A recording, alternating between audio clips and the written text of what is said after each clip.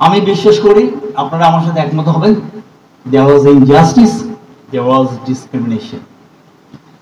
ন্যায় ছিল না, ন্যায্যতা ছিল না, আর বৈষম্য প্রবল ছিল বাংলাদেশে। এই বৈষম্যহীনতা আর অন্যায্যতা জুলাই রেভলিউশনের জন্ম দিয়েছিল। সেটা হচ্ছে, আমি কিন্তু অ্যাডাসে একজন স্টুডেন্ট ছিলাম। ডক্টর সিরাজ আছেন এখানে, ওনার মনে নেই আমাকে, উনি আমাকে চান্স দিয়েছেন because I am the probably one of the very rare persons, আমি জানি না বাংলাদেশে কেউ হয়েছে কিনা, 2010-এ আমাকে প্রাইভেট ইউনিভার্সিটি পড়তে দেওয়া হয়নি। শেখ হাসিনা, এখানে অনেকে আওয়ামী লীগের আছেন, আমি জানি, আমার ফ্যামিলিতে আছে। আমরা একসময় আওয়ামী লীগকে আমাদের স্বপ্নের দল মনে করতাম, তাহলে আমি পলিটিশিয়ান না কিন্তু, ফর হেভেন্স সেক। এখানে যারা কোট করবেন, never quote me as a politician. আমি আবার বলছি, আমি গবেষক, শিক্ষক, এই দুটো আমার বড় পরিচয়, অ্যাক্টিভিস্ট। আচ্ছা, সো আমরা যখন জুলাই রেভলিউশনের কথা চিন্তা করি, আমরা ন্যায্যতা এবং বৈষম্যহীনতা এই দুটো কথা মাথায় রাখবো সবসময়। তাহলে জুলাইকে আমাদের সত্যিকার অর্থে জুলাইকে সম্মান করা হবে। এখানে যিনি বসে আছেন, শহীদ মীর মুগ্ধের বাবা, আমি জানি as a father, I am also father. আমার ছেলে এখানে 11 জুলাই এসেছিল দেশে, ও 8ই অগস্টে দেশ ছেড়েছিল।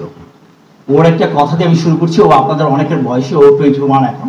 তো ও লিখেছিল বাংলা ইংরেজি মিলিয়ে যে এইভাবে, আমার কাছে ফোনে আছে, এখনই দেখাতে পারবো, যারা ইন্টারেস্টেড দেখে যান, আমরা একটা বই লিখছি ওটাতে। ও লিখেছিল আমাকে 11 জুলাই এসে ও আর যায়নি। তো যখন 7 দিনের একটা ব্রেকডাউন ছিল, লকডাউন ছিল ইন্টারনেটে, তখন ও এর পরে যখন আমরা পেলাম, তখন ও লিখেছিল যে বাবা, এভাবে দেশের মানুষকে রাস্তায় নামানো যাবে না, এবার দেশ স্বাধীন করতে না পারলে আর স্বাধীন করা যাবে না।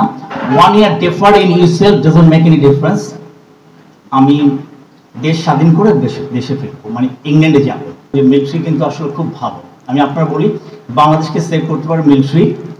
এটা আমি প্রাইড নিয়ে বলছি, যেহেতু আপনারা দেখেছেন, যদি মিলিটারি ঘুরে না দেওয়া তো এই মুভমেন্টে 10,000 মেরে ফেলতে আসে, নাথিং উড হ্যাপেন।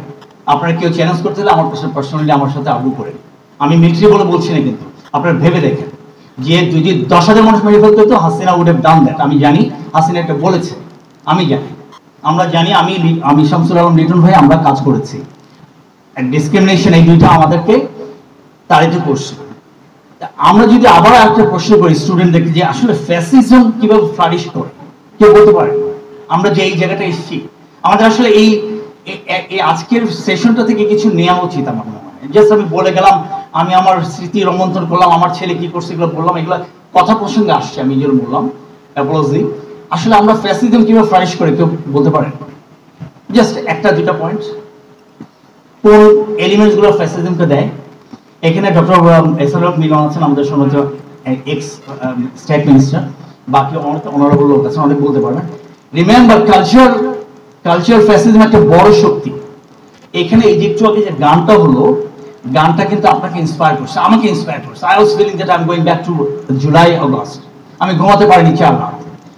আমি লিটন ভাই, আমরা ওনার পত্রিকা অফিসে সারা দিন রাত থাকতাম, রাত্র 3টা বাজে ব্যাক করতাম বাসা। আমার ওয়াইফের 150 প্রেশার হয়ে গেছে, মারা যাচ্ছে, তার ছেলে এখানে। আমি যখন আমার ওই ছেলে মেসেজ পেলাম, আমি শুধু 2টা উত্তর দিয়েছিলাম।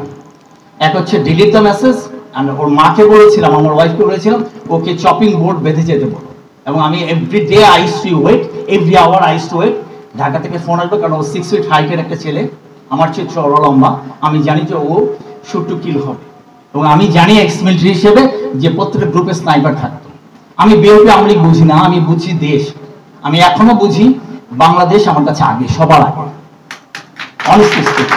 তো আমার একটা রিকোয়েস্ট থাকবে আপনাদের কাছে, আমি অনেক বড় করতে ইচ্ছা করছে, বলবো না, কিন্তু অনেক অনারেবল ডিস্টিংগুইশড গেস্ট আছেন যারা অনেক কিছু বলবেন।